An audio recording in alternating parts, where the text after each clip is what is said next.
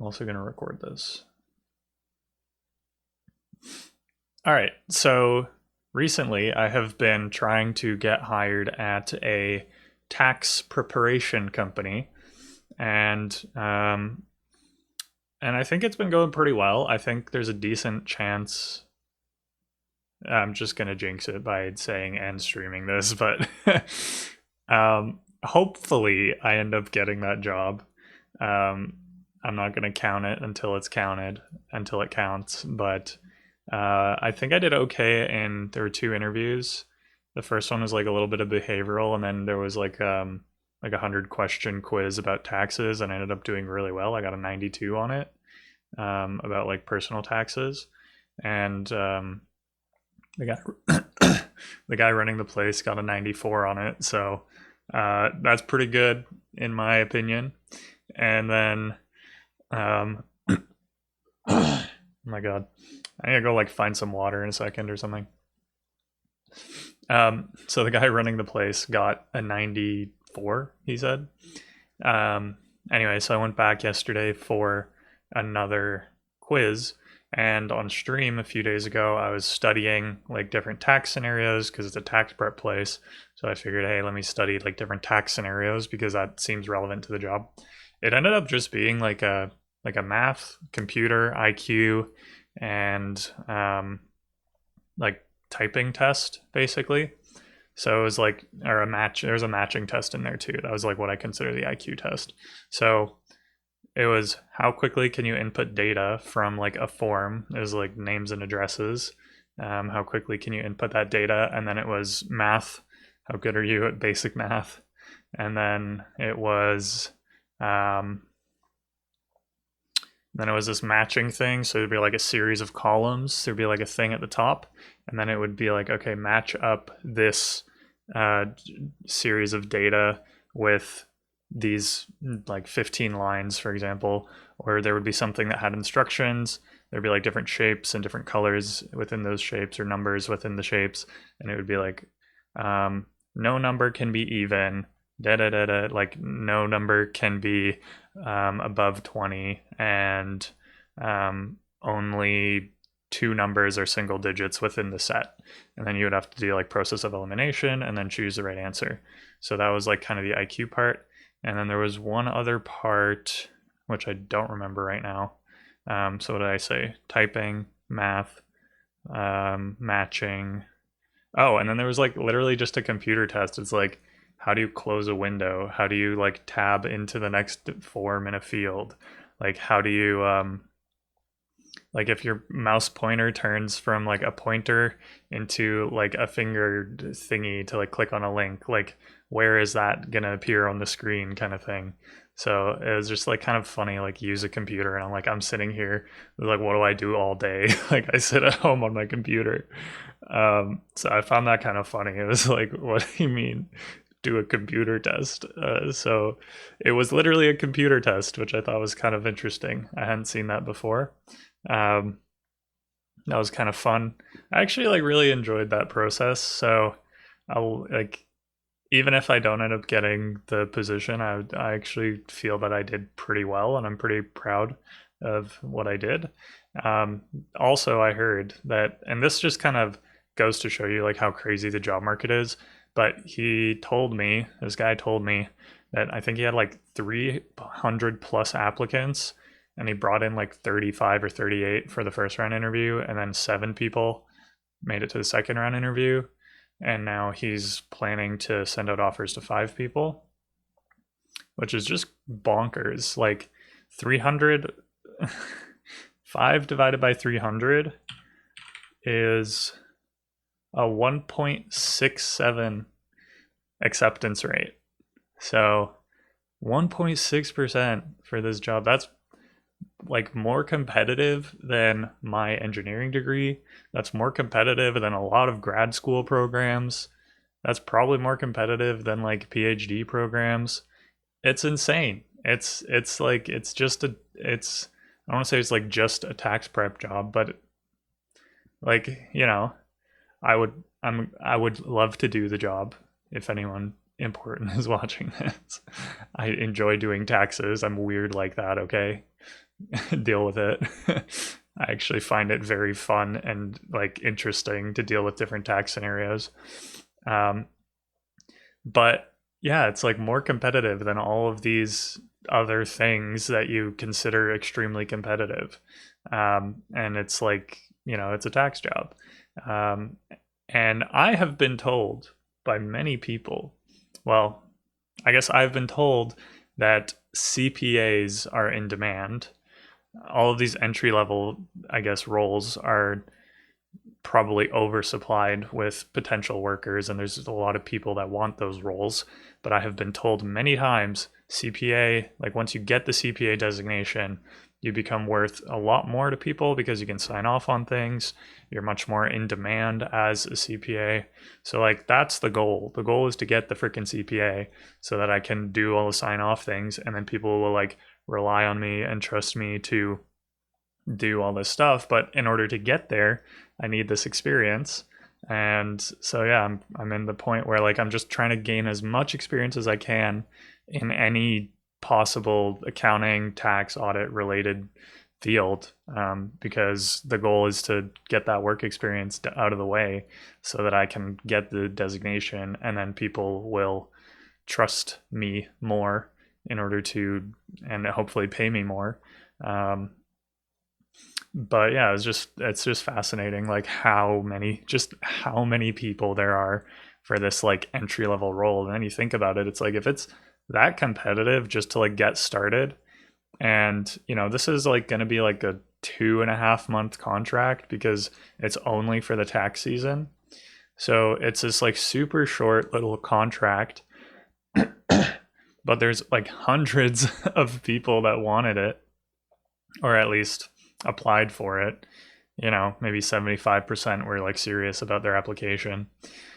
But still, it's so many people that wanted this tax role, and you're like, what the hell is going on? And that's just like one job. And I've heard, I had a friend of mine was like running a small business, and like every season he would hire seasonal people in the summers for his business. And he told me like I would get, I think one time he said he got over 1,000 applications for this, basically like a cleaning position. Um, and it's just like absolutely crazy. And he said so many of the people that applied were like way, way overqualified. Like they had like bachelor's degrees. They like were, I don't know if he said like a doctor from another country applied, but like people are willing to try and do anything to get by. And it just goes to show you, like, I don't know what is the problem. Is it just that there are not enough people that are like starting small businesses in this country? Is it that there's just like it's a really hard time to start a business? Is it that there's like a gigantic mismatch between the skills people have and the jobs that are in demand? Like what is causing all of this chaos and these like thousands and thousands of people that are looking for work that can't get it? Um, and it's like especially bad too for like younger entry level type jobs. But it's just like so fascinating to me how crazy it is and how all of this stuff is happening. So I don't know. I just wanted to talk about that because that was just like super interesting to me. But yeah, anyway, I'm gonna go get some water because like something's going on here. And then when I get back, I want to do some like tax related thingies. Maybe not tax, but I want to look at like QuickBooks or Zero or some other kind of software, some accounting software. Maybe see if I can like download the software and then like practice with it. But yeah, that's kind of going to be the plan. So in the meantime, I'm just going to open up here and BRB.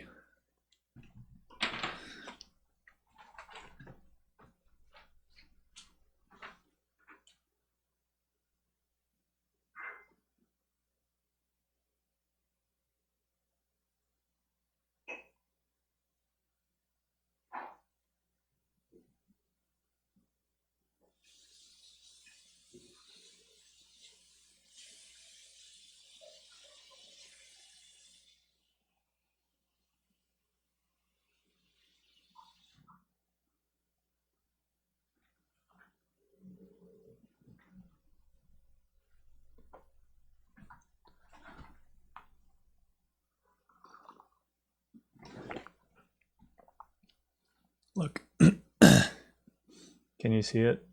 It says bird nerd.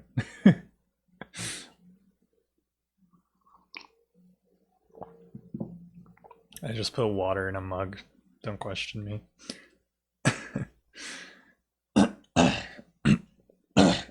Mamma mia, why is my why is it doing that? I was sick like a week ago, but like since then I've been feeling pretty good. I don't know what the hell is going on. Oh, hey kitty. What's up? How you doing? This cat's name, we're babysitting it. This cat's name is literally cat in another language, which I find hilarious. So I just call her Kitty or Cat. But yeah, I guess she'll just be hanging out in the background. Anyway, okay, let me look up. So the other day I was looking up like zero because there was I did actually yesterday I had a not yesterday, the day before. So I streamed and then I had this like chat with this business. They use Xero as their accounting software. And I found this really cool YouTube video.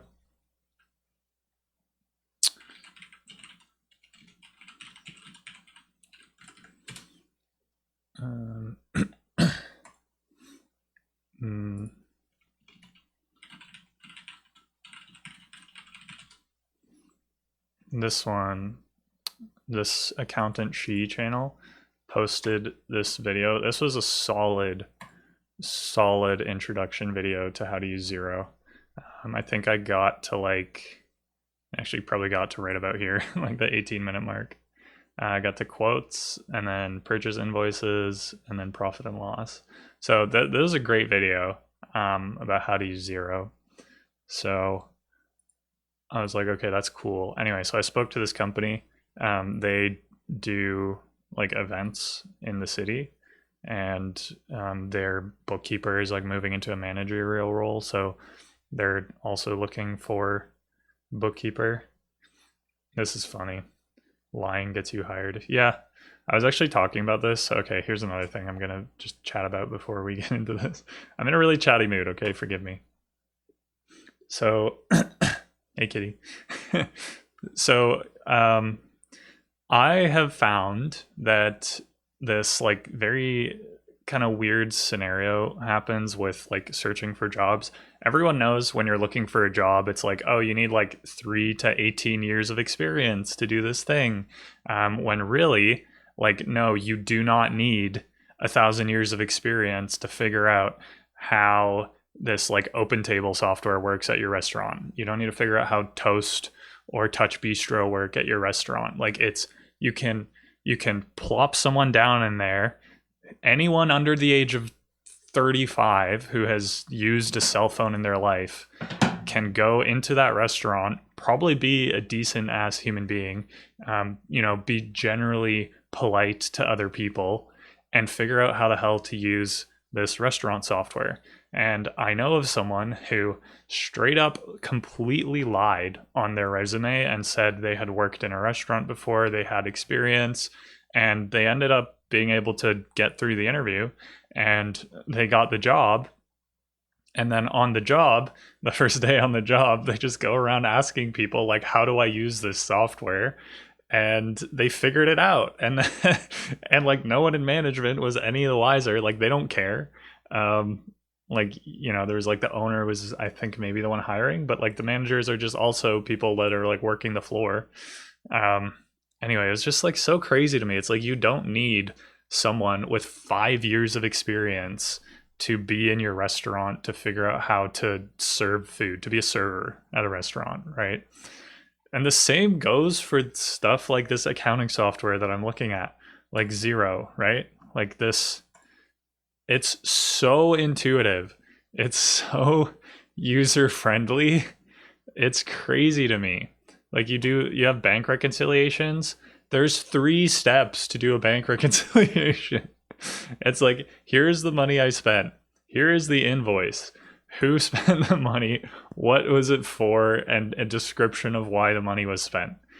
And then you do all of your reconciliations for all of the things. Maybe you have to go and chase someone down. You got to call someone about like where the money was spent. But it's not that like, maybe I'm crazy. But these softwares, Xero, QuickBooks, like I've looked up QuickBooks training videos before, like for preparing payroll, for example, and it's like you watch an hour video and you're a pro. So why do you need 7 years of experience? Anyway, holy crap.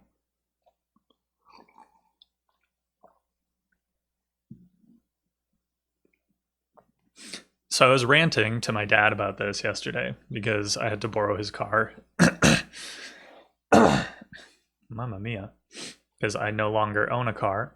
So I was ranting to my dad, and I was like, this is crazy. Like, I feel like you pretty much have to lie. You have to lie your way through the interview process in order to have any chance of getting anything.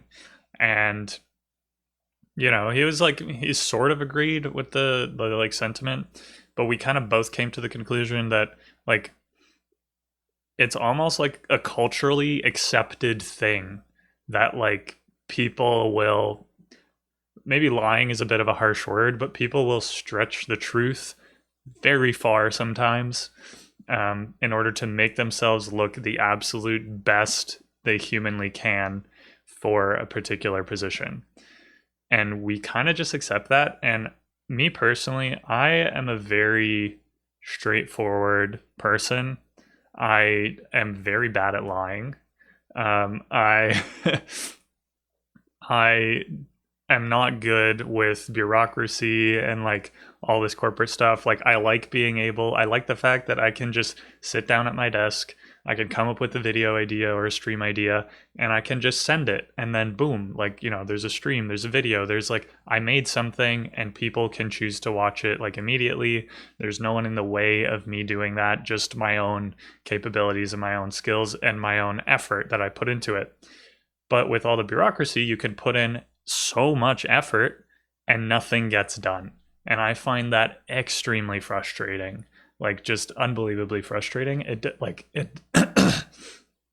it doesn't work up here. It doesn't work in my brain. But whatever. Like there are some types of bureaucracy I'm like better at dealing with, some types I'm not so good at dealing with. But I understand it's a part of life, and I understand that you have to be willing to play the game in order to get the results. And like it sucks that that's the way it is, but that is what a lot of people have figured out. They have figured out that lying, like this video says, this thumbnail, lie more, get hired, right? They have figured out that lying or extremely stretching the truth is the thing that's going to get them the job. And it's unfortunate that that's the way it is, but that is the way that it is. So without even watching this video that is over here, I already agree with it, just based on the discussion that I had yesterday. Like I already kind of agree with this. I am curious what she has to say, so like I kind of want to just watch this right now with you guys. But okay, yeah, let me watch this. No thanks. Okay, let me see. Desktop audio should be on. Let me drop it to like background. Like when you're the one saying them. Because what I'm going to share are the moments where your honest answer could hurt you, even though it shouldn't. And the version you give instead, it's not fake. It's what everyone in hiring expects you to say. So this is the thing that's like I find so kind of irritating, is that there's this game that we all play, that everyone has to play, and that everyone kind of agrees to play. But in my opinion, it's so much easier to just be honest and straight up about things. The only problem with honesty, which I think she's going to get into, is that it can hurt you. Like you can like you can be super smart, you can be a really quick learner, you can figure out how to use a software in a week, and none of it matters if like you don't hit the bullet points that they're looking for. And I find that very frustrating, but let's see what she has to say about it. But if no one's ever told you that, it can feel why is my stream so like laggy? Why is it being so slow? like you're being dishonest. I've spent over a decade on the other Okay, there's no way the video is supposed to look like this. side of the hiring table at Google, TikTok, Uber, Lyft, and the New York. Hold on.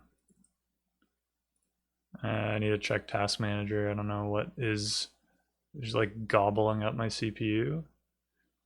Oh, OBS is like cranking my GPU for some reason. I guess that kind of tracks. Let me turn this down. Hold on. Let me just close out a couple of things here. I don't know. Yeah, like cut out some RAM.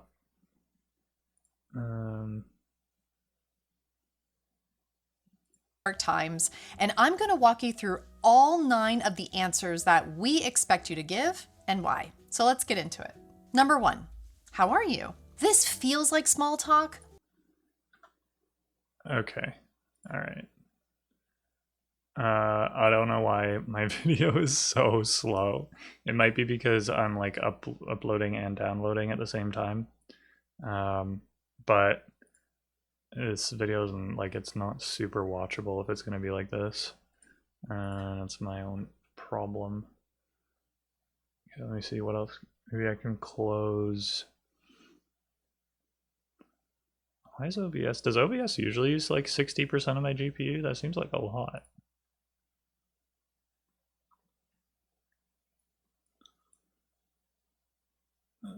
I guess. I mean, whatever. Like I can't really.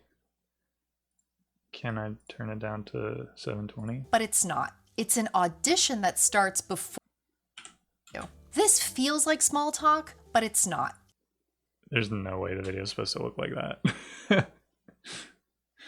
Okay, whatever. Let's just watch it. It's an audition that starts before you think it does. The words I've watched candidates lose momentum in the first 10 seconds of an interview. They'll say something like, "I'm just getting over a cold," or "Honestly, it's been a rough week." Okay.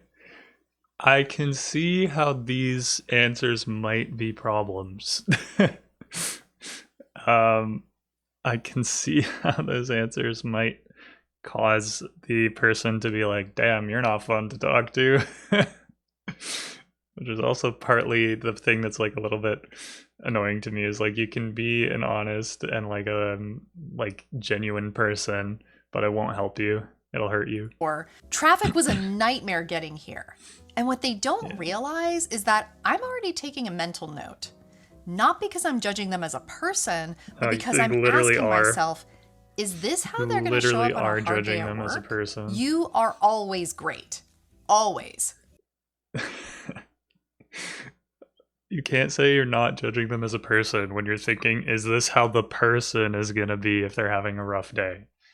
That is literally judging them as a person. So say, "I'm great, thank you. How are you?" That's it.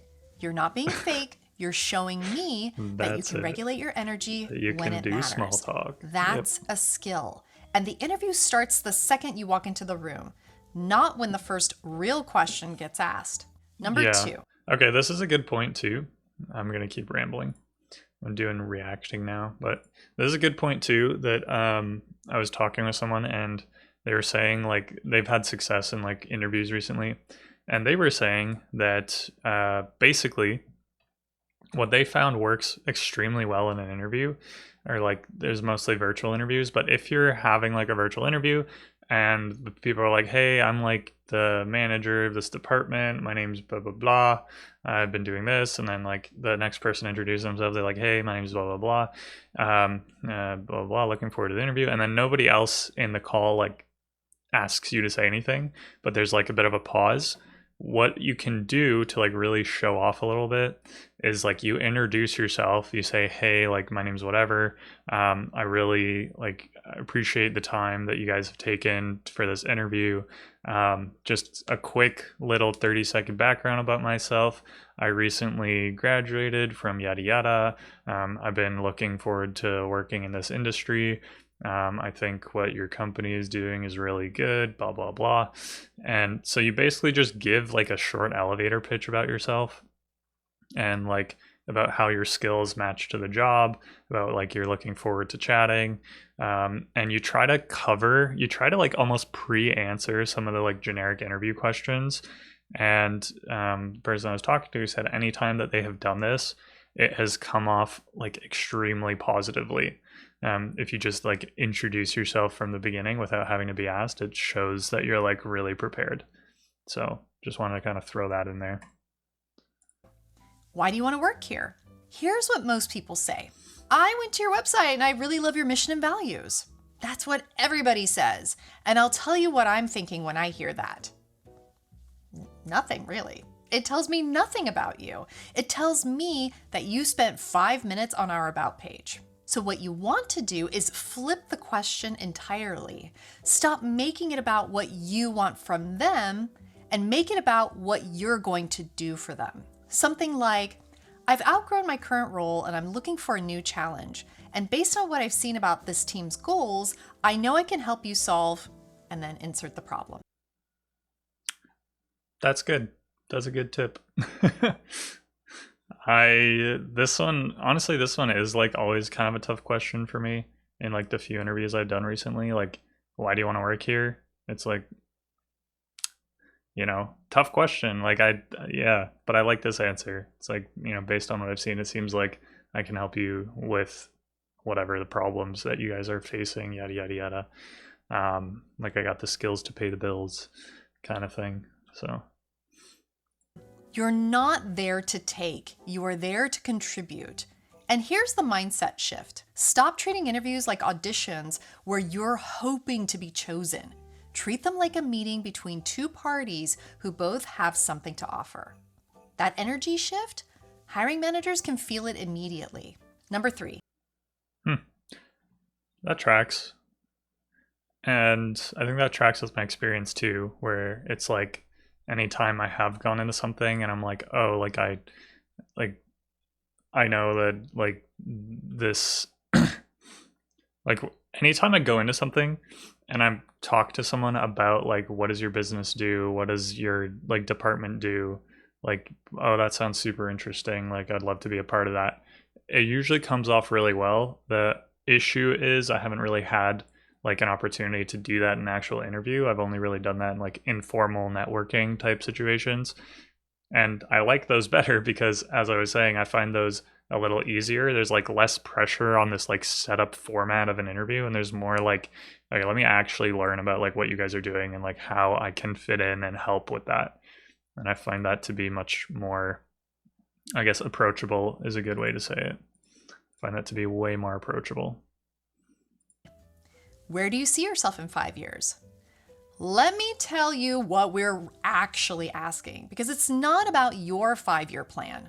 We don't actually care about your 5-year plan. What we want to know are 2 things. 1, are you going to leave in 6 months? And 2, are your goals aligned with this role, or are you going to get bored and become a problem? Which is why you never say, I'm going to grad school. Never say, starting my own business. Never say, hopefully in a leadership role somewhere, because somewhere tells me probably not here. True. This was an interesting problem that I ran into. Maybe not a problem, but I did kind of get this question where it's like, what do you plan to do in 5 years? And I was like, well, in the next 3 years, I want to get my CPA.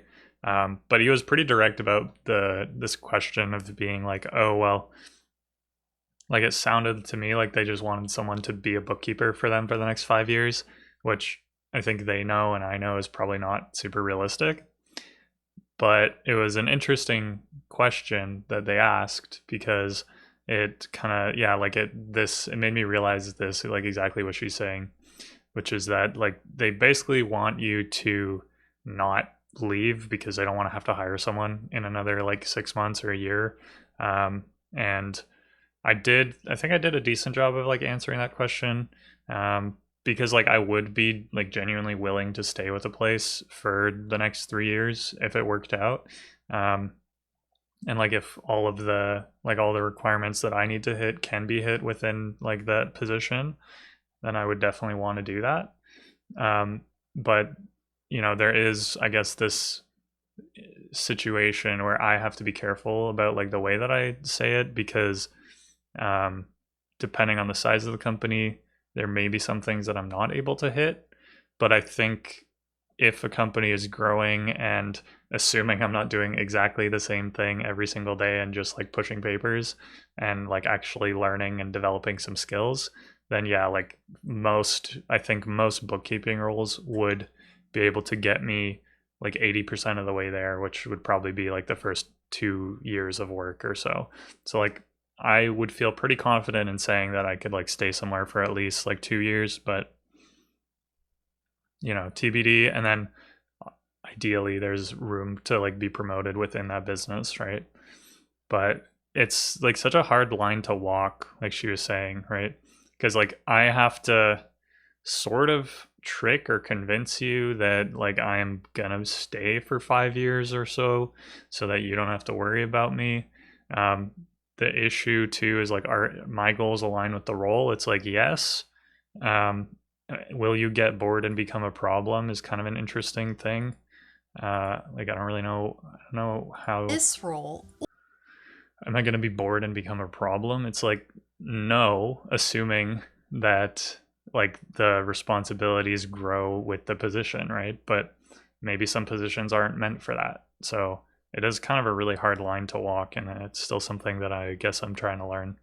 But this is a good tip. You got to try to word it in such a way that it seems like you will be around for a while. Here. Even if those things are true, and they might be, that's not what we want to hear in this moment.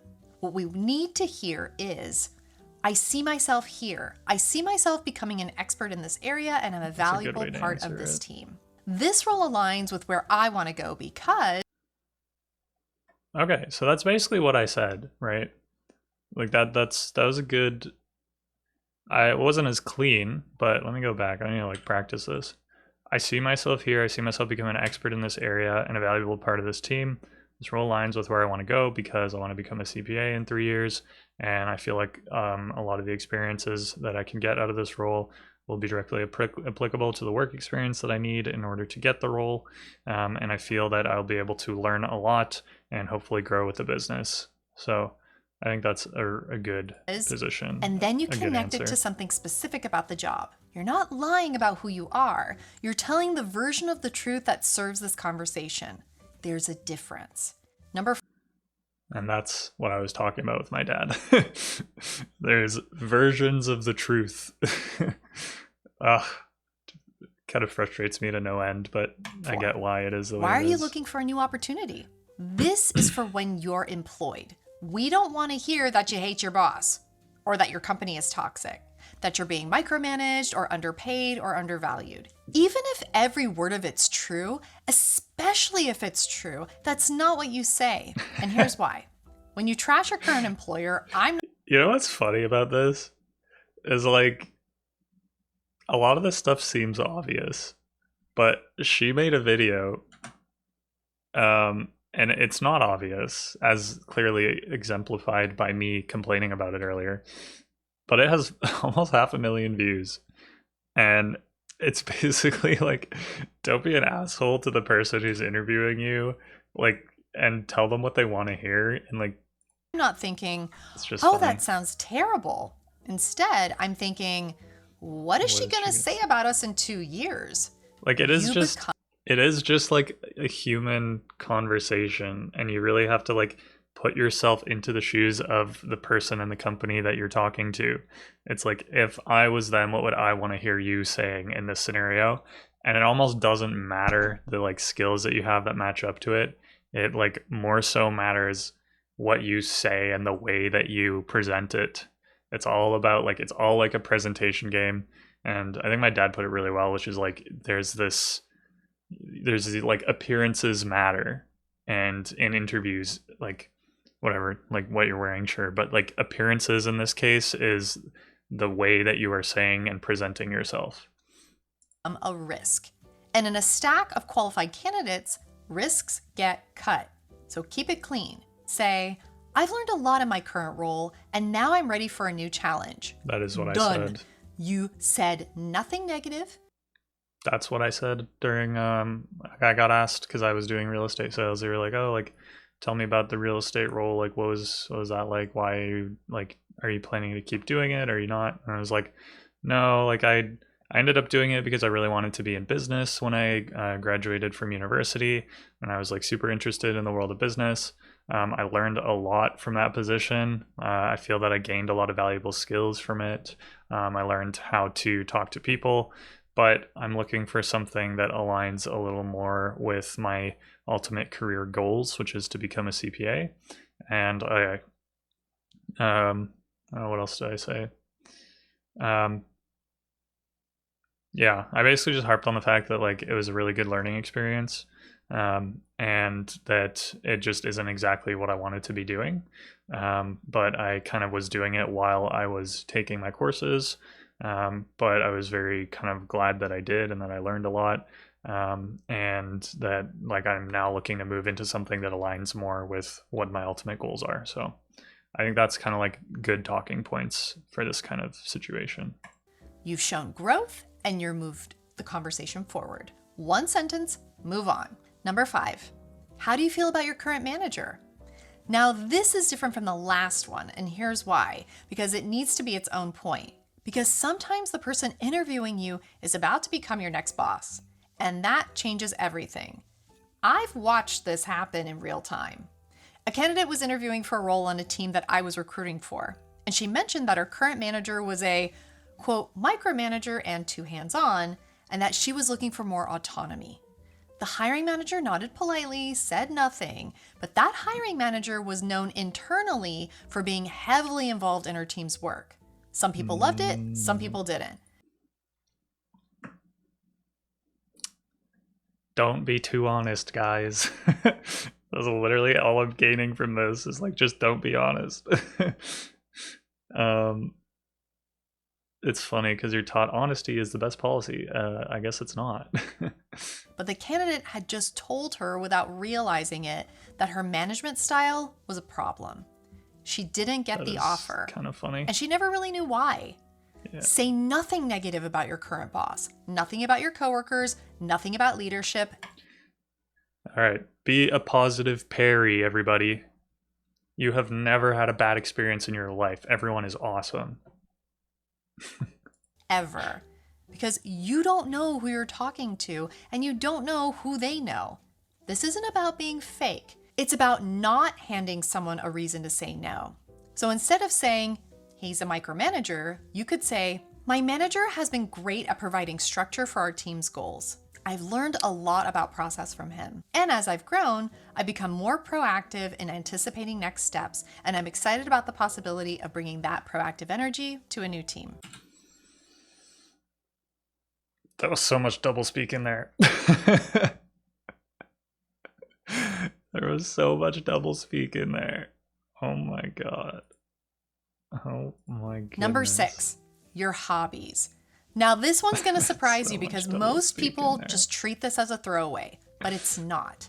I once had a candidate mention that she was restoring a vintage motorcycle in her garage. She wasn't interviewing for anything mechanical, it was a marketing role, but that detail made her memorable. It signaled curiosity, patience, willingness to figure things out, and the hiring manager brought it up 3 times in the debrief. On the other end, I've had candidates.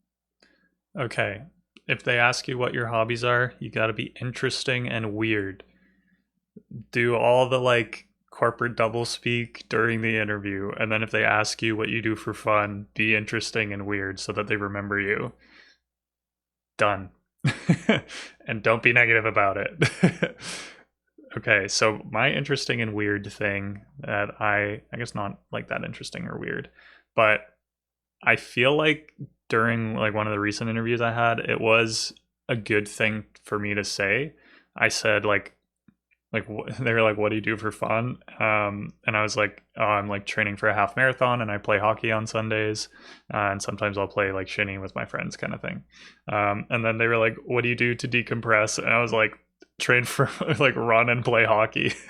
So I think that was kind of funny because it was like a bit of a cheeky response to the question, still relevant. But and I think it also shows like a level of discipline when it comes to like running and like sports and that kind of thing. It can be a bit generic, so you do have to be careful. But yeah, it was funny. I was like, run and play hockey. What do you do to decompress? Run and play hockey. And like I was like ride my bike and that kind of thing. Just like, I like doing physical activity to kind of like keep myself sane. And then I also mentioned like kind of secondarily, I was like, yeah, I play video game from time to time. So tell me their main hobby is watching TV or hanging out with friends. And there's nothing wrong with that. We all do it, but it doesn't give me anything to work with. So instead, you become forgettable. You're Right. not listing activities. Instead, you're painting a picture of who you are when you're not at work. And the picture should make someone think, huh, that's interesting. I'd want to get coffee with that person. Yeah. I don't know. I guess you have to kind of judge the person you're talking to as well. Like I feel like it is interesting to anyone to hear like, oh, I'm training for a marathon. That's like, damn, bro, you're kind of crazy in an interesting way. So I think that's like a good one, or like training for like an Ironman or like a triathlon or something. Like I would want to talk to a person like that, which is why I think that's like a really good one to mention. Um, Depending on like who you're talking to, like maybe hockey is like super relevant to them. So I'd say like I really enjoy playing hockey, like with like beer league or whatever. But I do think again you kind of have to be careful that you're not falling into the trap of like just like a hockey enjoyer. Like I just watch hockey. It's like, okay, that's whatever. Unless the other person's also kind of a hockey nut, and then you can both talk about like the Toronto Maple Leafs or something, then maybe there would be something in there. It's like a lot of the corporate stuff, like you do, like sports and all these like kind of cultural things are relevant. It's just like water cooler office talk. But I like her point about like the restoring the old car thing. I think that's a lot more interesting. I think like for me personally, like some interesting stuff that I've done, like I like to build things. I like to tinker. I've like built a shelf in this apartment. I like tinkering. I like creating videos and this sort of thing. So saying that you're like kind of productive in a series of ways, whether it's like athletically or creatively, I think shows up a lot better than saying that you like to hang out and chill. Reading, hiking, learning a new language, building Oh, something, learning a new language mentoring, is playing in a yeah, sports league. Those are examples of things that you can say. yeah. And these tell me that you're curious, engaged, and you have a life outside of work. Pick the version of yourself that's true and Proved my point. memorable. Yeah. So instead of saying, I like Netflix and going out, you could say, outside of work, I'm an avid home baker. I actually run a small Instagram page where I document my attempts to mastering sourdough. It's taught me a lot about patience, process, and troubleshooting when things don't rise as expected. Good. Number 7, That was a your bit of a job stretch, title but and I like it. description. This is the one that trips up high performers the most, and I need you to hear me on this. If you've been doing the work above your pay grade, you need to claim it. If you've been leading projects without the official title, you can say that you led them. If you've been doing the job of a senior person while being paid as a junior one, own the job. I've reviewed hundreds of thousands of resumes, and one of the most common mistakes I see is people underselling what they've actually done because they're waiting for permission. They're waiting for the promotion, the title change, the official recognition, and in the meantime, they're letting other candidates take credit for the level of work they're already doing. The title on your badge is what HR decided. The work you've done is what actually matters. And if you don't articulate that clearly, someone with less experience but more confidence is going to walk in and take the job that you were qualified. This is the point that I've been, I guess, trying to make. Is that like, I guess, I've done like this streaming thing, I've done the making videos thing, but I still just suck at marketing myself. And just basically what she's saying is like, you need to, if you've done X, Y, and Z, you have to find the way to market it to the employer that shows it in the best light. It's like how, like, what project did you do? What skills did you use during that project? How is that applicable, and how would that help the business that you're applying for? And like, what responsibilities did you take on? That's not lying. That's accurately representing the value that you created. So for example, if your title is marketing coordinator, but you led the campaign, you could say, while my title was marketing coordinator, I was responsible for leading the Q3 email campaign from concept to execution. This involves setting the strategy, coordinating the design and copy, analyzing the A/B test results, and presenting the 15% lift in engagement to leadership.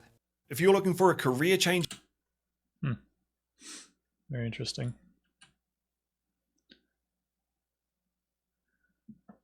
Skip. Resume gaps. This one stresses people out way more than it should. And here's what I want you to understand. That gap on your resume already got you the interview. We saw it. We still called you, which means we've already decided that it's not a deal breaker. You just need to not make it weird. If you went back to school, got a certification, or did volunteer work, talk about what you learned and how it applies to the job you're interviewing for. If you were laid off, say that there were layoffs. I've been laid off. It happens. We understand. If it was something personal like health, family, caregiving, you can simply say, I took time off for personal reasons and now I'm ready to return to work. In the US, employers legally can't ask you about your family status and won't push. Here's what actually matters. The energy that you bring when you talk about it. If you're defensive or apologetic, I'm going to sense that something's wrong. If you're matter of fact and confident, I'm going to move on. Just be straight up. So, okay, so now, these scenarios, you still got to do a bit of the double speak, but you can be a little more direct and you can call it a day and move on. Just tell it how it is in a positive way, move on, and say, I'm ready to come back, baby. But yeah, that's basically me. It was like I was in school, I was studying to get my accounting prerequisite courses done, and now I'm looking for gaining practical experience in the field of accounting. The gap isn't the problem. How you handle it is. For example, let's say you had a 9-month gap for caregiving. You could say in your interview, I took a planned period away from my career to focus on a family commitment. During that time, I kept my skills sharp by completing a Google Analytics certification and doing some freelance content work. I'm now fully ready and eager to return to a full-time role where I can contribute deeply. And say this with a calm, confident tone. Okay. Number 9, do you have any questions for us? So I guess for me, it'd be like, I was in school, I took some time to upgrade my skills, and now I'm looking for a full-time permanent role where I can build more practical experience and contribute to the organization, something like that. Do not say, no, I think you covered everything. I kind of did that yesterday, but that was round 2 interviews, and maybe that was a mistake, but it was like I did have questions in round 1 interviews, and then round 2 interviews, it was kind of just there for like the computer test. And yeah, I think it's fine. Like we talked a lot about stuff like during the actual interview, but I do understand there's like the opportunity. You can ask a personal question, you can ask about the company, which I did in the other interview. You can ask about like, like just like how big is the business? Is the business growing? Blah, blah, blah. That's the fastest way to end an interview on a flat note. And here's what it actually communicates to me. True. You're not that interested. You haven't thought beyond today, and you're just trying to get through this. Fair enough. The questions you ask tell me how you think. They tell me whether you're already picturing yourself in this role or just hoping to survive the conversation. Have at least 2 questions ready. Why is this position open is a good one. And it tells you if someone got promoted, quit, or was fired. And that's useful information. So I did do this with the other company, not like the tax position. I did this with the bookkeeping role, but for the tax position, I asked like how big is the business. I asked the guy what he does in the summer, and I asked like a few other questions kind of related to that. For you, what does success look like? That's a good one. I need to remember that. But the role is only like 60 days. So I guess I would say, I guess I could have asked about like the training, like what does the training look like, blah, blah, blah. Yeah, okay. I can see how that would add to, how that would make them think that you're more like bought into a particular role. So that was probably a mistake on my part. Hopefully it doesn't cause any issues, but like I said, try and stay positive and fingers crossed it works out. You know, if it doesn't, learn from it and move on. In the first 90 days. This question shows that you're already thinking about how to deliver. Don't ask about vacation. What does success look like in the first 90 days? What does the training look like? What would you expect me to be able to do a month into the job? What does a day in the job look like? What does the average thing that people do look like? Those are all good questions, I think. Vacation days or remote work flexibility in the first interview. That's a negotiation conversation, not an interview conversation. The best candidates ask questions that make the interviewer think. That's what you're aiming for. For example, don't say no. Instead, ask, you mentioned the team is growing. Could you describe the dynamic between this role and the team it collaborates with the most closely? Or you could ask, based on our conversation today, what would you say is the most immediate challenge the person in this role would need to tackle in their first? Oh, that's a good one. That's a good one. Damn, should have watched this video before my interview.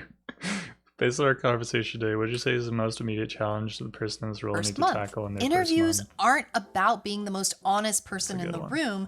They're about being the most strategic. That's true.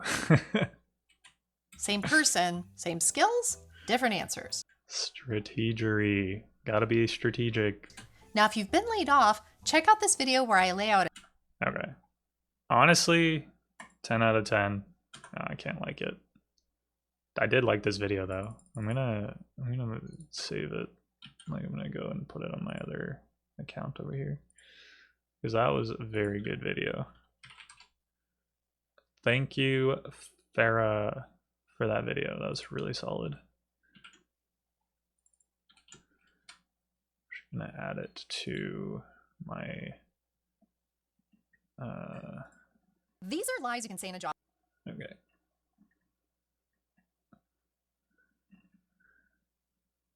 Job interview, two liars talking to each other. Okay, comments are going to be a little bit unhinged. Probably shouldn't read too many of those.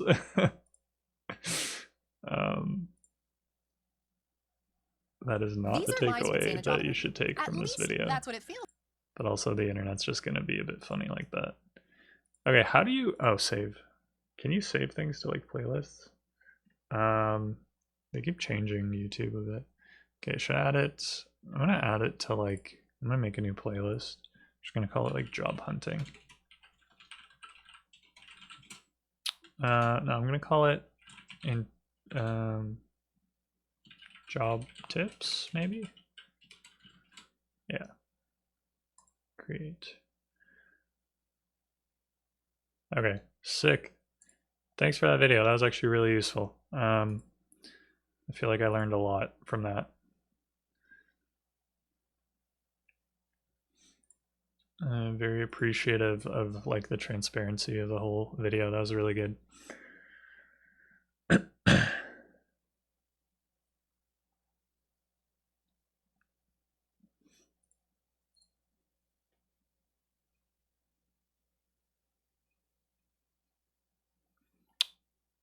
Okay, let me see.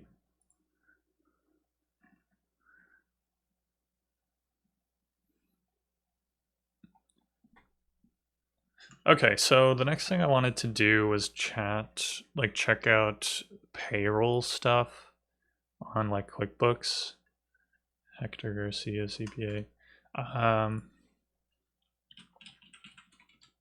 just want to see like training and certification. I get payroll certification in Canada. Payroll and sales tax Canadian edition. Advanced. Oh no. Learn the in and outs of payrolls and sales tax. What if I just hold on? Oh, it's a 1 minute video.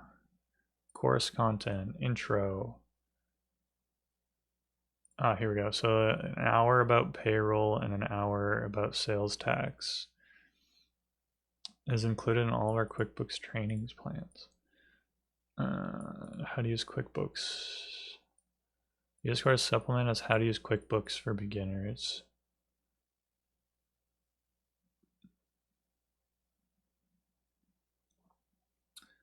Certifications, online certification, desktop bookkeeping. I've had a lot of jobs that say you need like QuickBooks Online in just 20 hours. Earn your QuickBooks Online certification. Learn, practice, take the QuickBooks exam, get certified. Okay. Oh my goodness. I don't have oh, you guys can't even see this. I don't have the $700 for this. I don't have the money for this, man. I'm gonna have to just make my own certification, okay, guys? Damn. Let me see if they have what you'll learn. Master navigation, understand financial statements for tax time, record sales expenses and payments, use automation tools, streamline tasks, customize reports, understand key accounting tasks. What are these? Learner plan, 30 days free one-on-one help, $50 a month for one-on-one help. Is this like a one-time payment thing? Live 2-day QuickBooks, 100 self-paced and live classes. Why do I need 100 self-paced and live classes to learn your software? Give me like 5 videos. Am I crazy?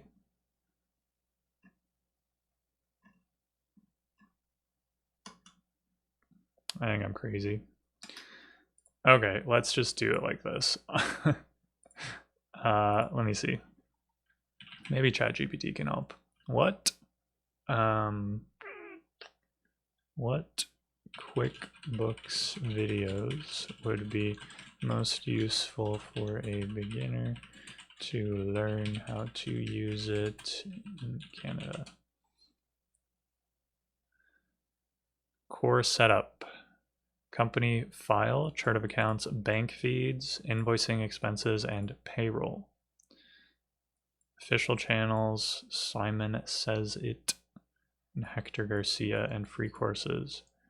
Free bookkeeping again. Start with QuickBooks Online tutorials. Popular, easy to use. All right, Hector Garcia.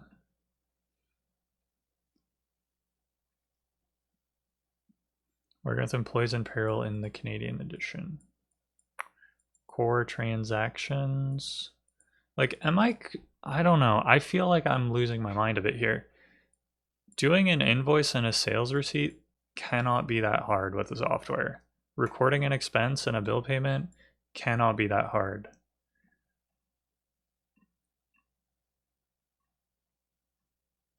Start with QuickBooks Online. Build a profit and loss report. Okay. If it's not that hard, then let's just do it. Let me watch this one. This one, beginner tutorial. Fine. Open video, new tab. Whoa, that is not what I was expecting. Different reports here. So would you look at that? I've watched this video before. I watched the whole thing. Come on, man. Holy moly. Okay. You're not going to believe what happened. Tell me. Let's see. Let's see what we can learn about QuickBooks. And let me on the QuickBooks homepage, click on I want to know how much this thing costs and if I can use it for free to practice. On Probably the not. button in the middle of the screen that says See Plans and Pricing. This takes you to a page where you can see all 4 of the QuickBooks Online plan options. Simple Start is good if you're the only person managing your company's finances. Essentials or Plus are good if you work as part of a team of accountants, with Plus being the preference if you need to manage inventory.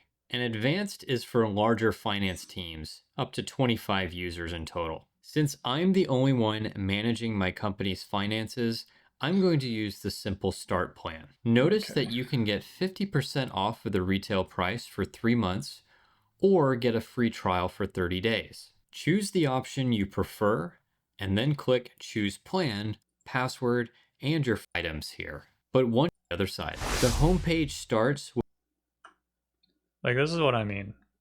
Okay. On the side, what do you think dashboard does? Gives you an overview. What do you think transactions does? Tells you about the money that has been spent. What do you think sales and expenses do? Tell you about revenue and expenses. Customers and leads. It's like a CRM, reports. Like, if you want to know the consolidated data about these things. Payroll, you got to pay people, time, taxes. Like, I don't know, man. None of this seems crazy hard to me. And I've clearly already watched this video. Connect your bank account. Sounds easy enough. Connect it. This is Capital One. I guess it doesn't particularly matter. All bookkeeping is kind of the same these days. The goal is just to figure out how the finances of the business are doing. Get paid through your first invoice. Like, and the same thing goes with this Zero video that I watched. I don't know where it is.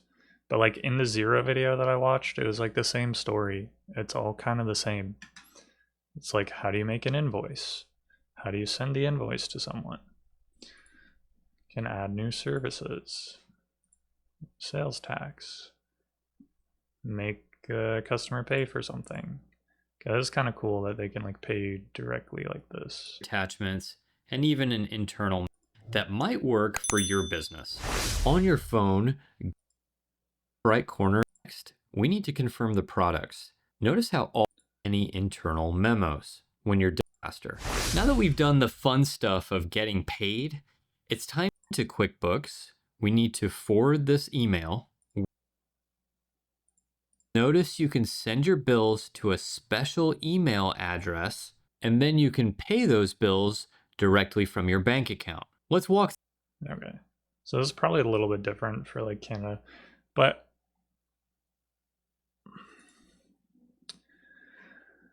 how can I like prove that I know how to use this without using and paying for the software? That is the question that I don't have an answer to.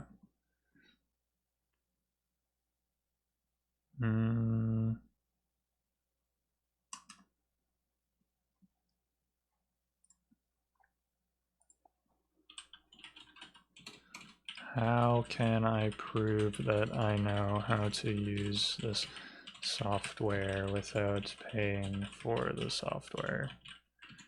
Paying for a monthly subscription.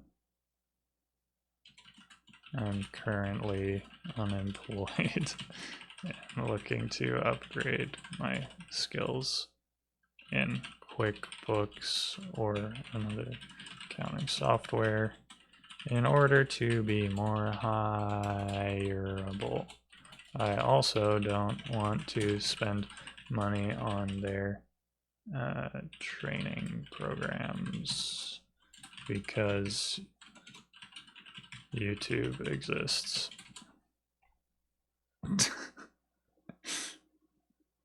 Can gain expertise and improve your skills without a paid subscription using free resources and obtaining the free QuickBooks Online Accountant certification.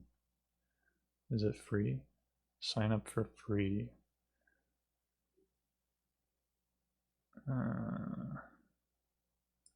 Okay. I feel like I've done this before, maybe. Yeah, let me check. I have an account with these guys, so but I need to check on my other browser. QuickBooks.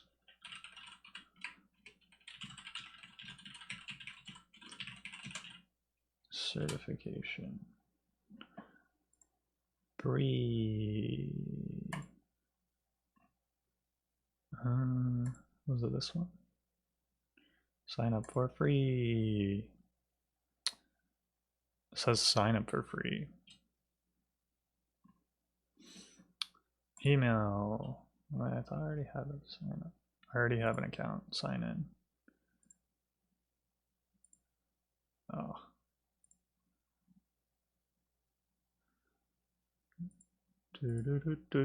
Just signing in. Give me a second.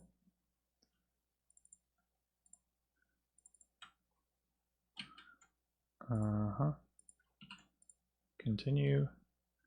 Last accessed 2 days ago. You already have a QuickBooks firm. Okay. Sign in.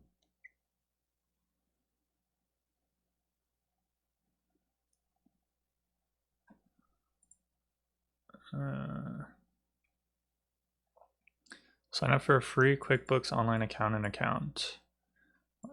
Includes access to all training modules and official certification exams. Use the free QBO test drive. The sample company allows you to practice all the features with dummy data. Okay. I didn't even know they had that. Look, this is AI being super useful. Overview, bookkeeping.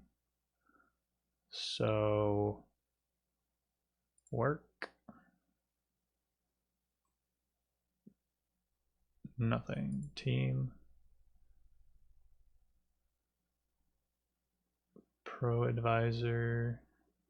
Training.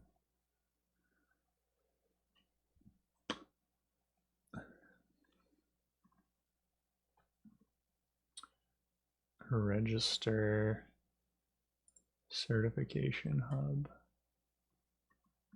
Certification prep. Take this training to learn about the benefits of certification. Take exam. QuickBooks Online Pro Advisor certification. How to get certified and then certification training. 0 out of 2. All right, let's see. How do we get certified? I'll pull it over in a second. I just want to make sure I don't like dox my email. I guess like there's pretty much no one watching, so it doesn't matter. Okay.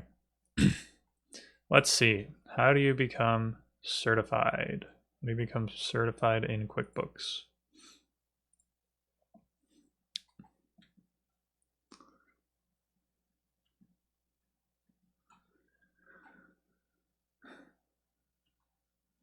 Welcome to QuickBooks Online Certification Prep. Ready to become a QuickBooks Online Certified Pro Advisor? You've come to the right place. Certification provides you the badge of honor, shows you're proficient with QuickBooks Online, proves that you can support small business clients, end-to-end accounting lifecycle.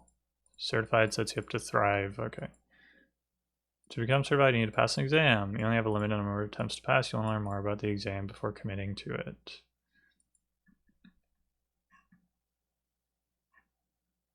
Oh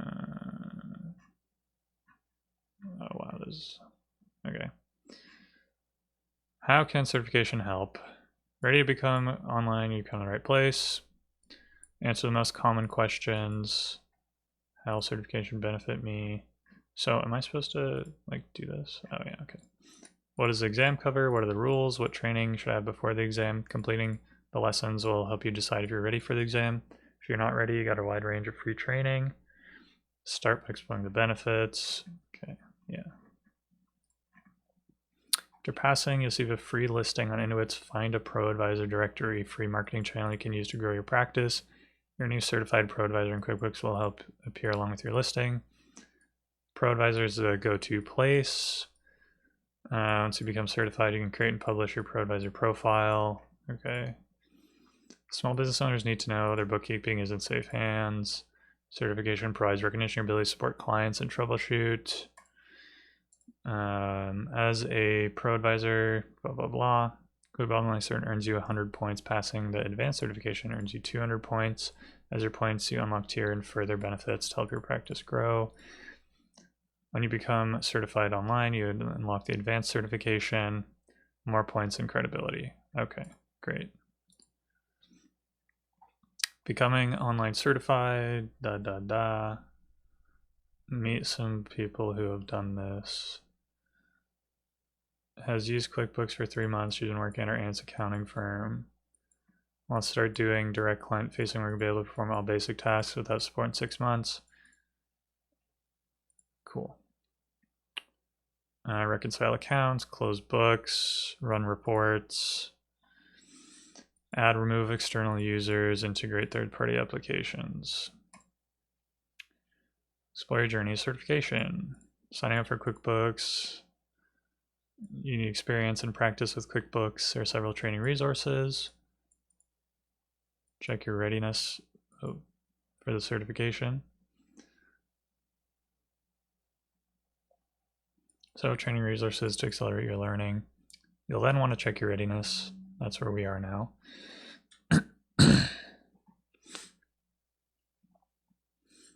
Sign up for QuickBooks Online. Access training, gain experience working with files, check your readiness for the exam, pass it. Okay. This step is about making sure you're ready to take the exam. We want to make sure you get the best results. Ask yourself, am I experienced bookkeeper? Do I know what's expected of a certified pro advisor? Do I know my way around QuickBooks? Am I experienced? No, no, no, no, no. Have I used it? Not really. Okay. If you answer no, then you can spend more time. Okay, great. You don't match these profiles exactly to benefit. There's no hard and fast rules for who's eligible. Okay. The exam is located under the QuickBooks. There are 50 multiple choice questions, no time limit. Oh. If you reviewed all the questions, you get a chance to review and change your answers. You have 3 attempts. You need to score 80% or higher to pass. You have 3 attempts to pass. You don't pass, you'll be locked up for 30 days and your progress will be reset, review, training, and 3 more attempts. Okay. Once you pass, you'll need to recertify annually. We'll email you your little rusty new training. Recertification, so your knowledge is up to date. Recertification is straightforward.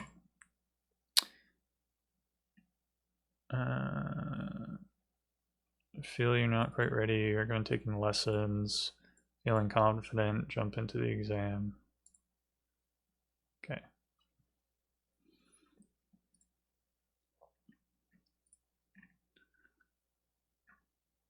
Let's see the training. So, how many things? So is this all that I would need to do? 6.5 hours. Complete this training program to prepare you for QuickBooks Online certification. Okay, that doesn't seem so bad. Subscription levels and features. It's like that same thing that was on the video from before. With 5 different subscription levels available, each increasing functionality, discussed starting from Ledger, a deal for wholesale to the advanced plan.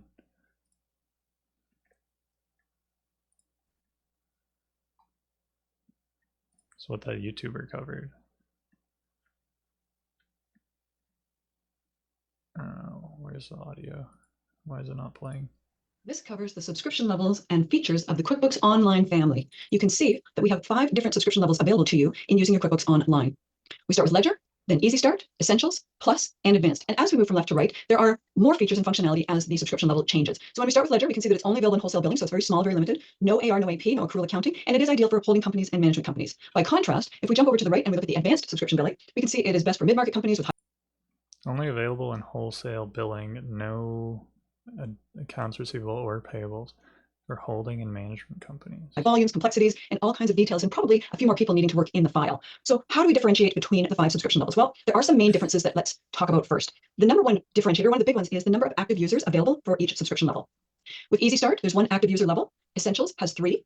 With the Plus version, you can have 5 active user levels, and Advanced has 25 active user levels. Now, when we mention active users, we're talking about your client, their employees, their team. That excludes you as the account user and any of your team members. So that is one of the big differentiators as far as the subscription levels go. Another one, similarly, is the number of accountant users that are going to be available. Easy Start, Essentials, and Plus each have 2 seats for an accountant user. So you have 2 different accountant users, 2 different ProAdvisor firms associated with a QBO account. And the Advanced subscription allows for 3 different ProAdvisors to be connected, or I should say QBOA. 2 firms. Okay. Subscriptions. Beyond that, then we start talking about limitations and functionalities. So we talked about the limitation of ledger, no accounts receivable, no accounts payable, no payroll, no sales tax, very, very basic, typically for a business that is connected to an operating company. So you might have a client with Essentials in Ledger or Plus in Ledger or Advanced in Ledger. That might be okay. A combination that would work well in serving your client businesses. With Easy Start, you can see that it's great for service-based businesses, the gig economy, the side hustle, those starting out, they are not really sure where this business is going to go, where they're going to be able to take it. So they want to just start with the basics, but they're going to need to build their clients and collect on those elements. They may need to add the payroll subscription, and they definitely need to track their sales tax, their HST, GST, and PST. Of course, when you're running a business, financial reporting is going to be important so that you can coordinate with your tax accountant at the end of the year and ensure that all compliance has been appropriately handled. When we look at the financial reporting in Easy Start, there's going to be a small handful of templates available to you. I believe somewhere in the neighborhood of 20 or so templates that you can work with in order to create the reports that are needed to advise or measure or maintain the business. As we move up or move to the right of the subscription levels, there are additional reports and report templates available up to, I believe, more than 150 by the time you get to the Advanced subscription. When we move into the Essentials section, one of the big features of the differentiators between Easy Start and Essentials is that multi-currency is now available in the Essentials product. And just a reminder that as we move from left to right, everything in the previous subscription is available in the new subscription. So we don't have to talk about AR in Essentials because we know it's already there. We see that accounts payable is new, so now we can post bills to pay them later. And we have some additional financial reporting for ourselves in that one as well. The Plus, which is really ideal for any business that has any level of complexity or transaction volume. We talk about it being ideal for product-based businesses, but it's also a great product for service-based businesses that have projects. They maybe have some sort of inventory or service levels that they want to track. It has some advanced reporting and profitability because you can also report on projects. Many, many different elements that are going to be available. I'll name a few. We have classes that we can differentiate, so we can have different grants, different department codes, different project costing by using our classes. We can manage multiple locations. We now have access to purchase orders, as well as 3 custom fields and budgets. So for those businesses that maybe have multiple departments and this business, this department gets a budget or that one does, or they need to forecast what their projections are going to be, budgets can be a very handy way comparing actual to budget or projecting into the future. So those are very helpful and handy functions that are going to be available to you in the Plus subscription. Then let's make a big leap to Advanced. We're talking about mid-market companies. More employees, more complexities, higher volumes. They're going to need ways to optimize their productivity using advanced customizations, maybe some automated transaction activities. Batch invoicing is now available, along with some really robust reporting and some online backup and restore function. So when we're looking at our product lineup, the big differentiator is between the first 4 and Advanced. So let's talk about some of the special specifications for the Advanced subscription. And some of that is a plus and a minus. So for example, with the Advanced subscription, you have the ability to have or set up unlimited number of classes and locations. With the Plus subscription, you are limited to a total of 40 classes and locations combined. So that might be 20 of each, might be 30 classes and 10 locations. I didn't really catch what she meant by like classes and like what's the difference between a class and a location. Again, with the Advanced, you have an unlimited number of GL accounts, so your chart accounts can be as robust, detailed as you need it to be, and there are limitations to your chart accounts with Plus, Essentials, Easy Start, and Ledger. The backup and restore functionality is available. I would like to mention that it is not 100% of all transactions and activities. So if backup and restore is something that interests you, you'll certainly want to dig a little bit deeper to ensure that the data, transactions, and activities that are being backed up serve your needs as well as the ability to restore them. We talk a little bit about customization and different fields. So with our Advanced subscription, you also have some customizable fields. You can customize your transactions list, customer list, suppliers list, as well. You have 4 different types of customizable fields, which include your text and number, date, and the drop-down list. So there's your QuickBooks Online family. You can see that there's probably a right answer for you and your clients, and it's just a matter of becoming familiar with the different subscription levels and the features. Right. So that was a decently bad video because there was like no examples given. It was just yapping about what all the different things are. Recognize subscription levels and related features. They have like a little quiz. Is there something that can like verify my training?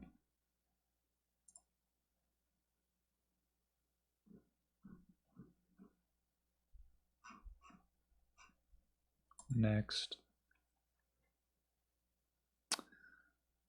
Seamlessly integrate new clients into your dashboard. Cover how to add clients, whether they have a subscription or not, how to manage people are still using Excel. Sure you have tool and knowledge to officially manage your client relationships.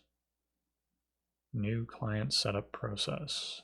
Okay, this seems a lot more useful. New client setup. So you have your practice running, you've got a few customers working with you, and maybe you need to add some more, or maybe you're just starting out and you don't know where to begin. Well, we want to first mention that you can add clients to your QBOA dashboard with a Okay, am I crazy? Because I don't really want to sit here and just watch the videos yap. Like I want to actually do the thing. That was another thing I was complaining about, which is that like I learn so much better when I can actually apply what I'm learning. Um, but QBO subscription let's see. or without a QBO subscription. So maybe that client isn't ready for a data set yet and they're still in Excel. You can still add them to your QBOA dashboard so that you can manage and maintain your relationship with them. You can also make a change if that client is working with you and now it's time to add a subscription. You can absolutely open up that client and change them from a non-subscription to a subscription-based client. So that's how you can add a new QBO to an existing non-subscribed client. And then very commonly, we often see that clients already have QBO subscriptions by the time they find us, and they can invite you to be an accountant user to their file, and that way you can add, and that way you will add their QBO file to your QBOA dashboard. So what does that look like, you might be wondering? Well, let's go to our dashboard. Here we are looking at our Blue Sky. Okay, let me go to my dashboard. Let me go to my dashboard. Just give me a second here to not dox myself.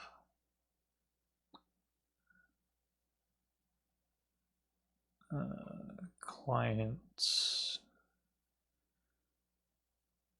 My clients. Okay. Here is my dashboard.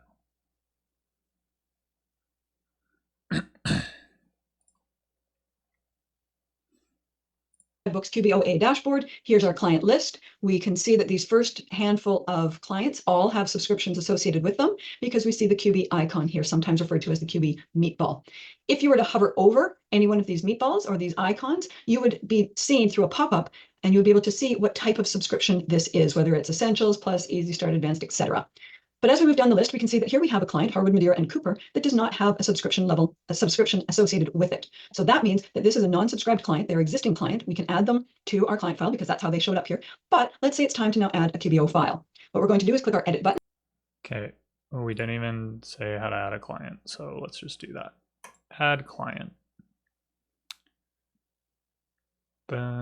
Business name. Bob's Burgers. I've never watched that show in my life. Email. bobsburgers@gmail.com. Phone number 647-123-4567.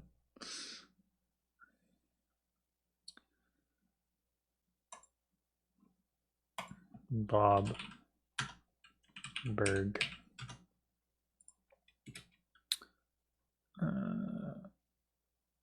That's fine. Would you like to add a subscription? No. Can always add it later. Save.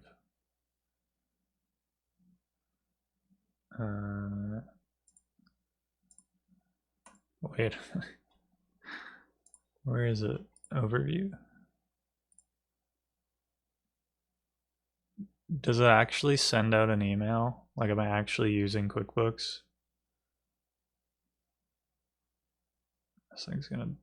My email's definitely getting leaked at some point. Where are my clients?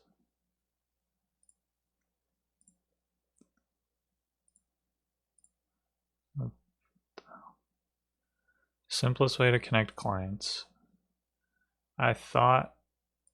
Am I crazy? I thought you could, like...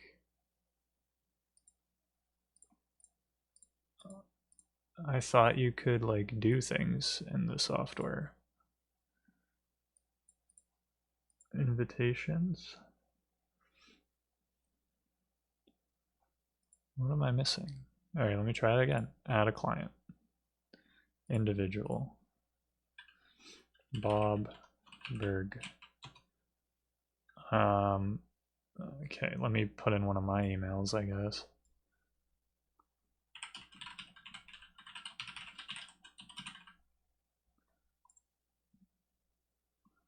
No subscription. Let's put this client into your client list now.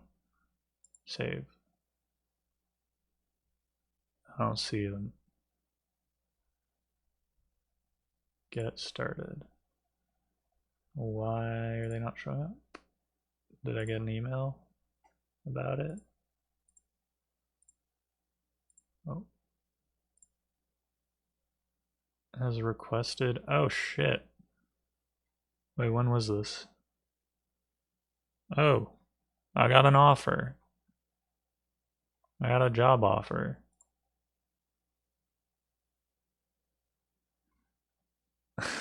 Okay. How long ago is this? Oh, this was literally 3 minutes ago. Holy shit. Okay. That's exciting. Okay.